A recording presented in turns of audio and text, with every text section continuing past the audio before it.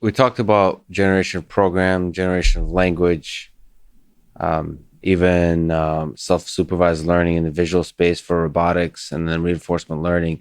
What do you, in like this whole beautiful spectrum of AI, do you think is a good benchmark, a good test to strive for uh, to achieve intelligence?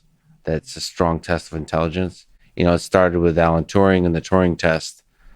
Maybe you think natural language conversation is a good test. So, it would be nice if, for instance, machine would be able to solve Riemann hypothesis in math. That would be, I think, that would be very impressive. So theorem proving, is that to you proving theorems is a good?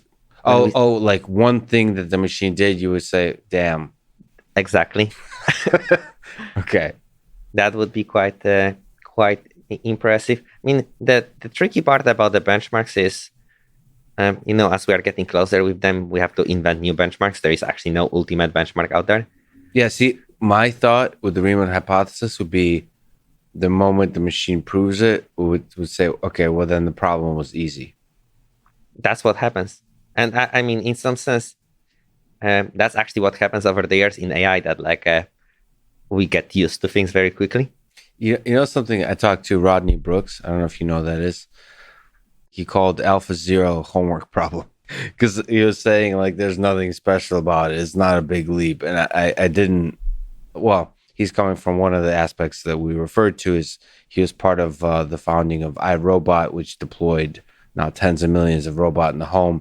So if you see robots that are actually in the homes of people as the legitimate instantiation of artificial intelligence, then yes, maybe an AI that plays a silly game like Go and chess is not a real accomplishment. But to me, it's a fundamental leap. But I think we as humans then say, okay, well then that game of chess or Go wasn't that difficult compared to the thing that's currently unsolved. So my intuition is that from perspective of the evolution of these AI systems, we'll at first see the tremendous progress in digital space.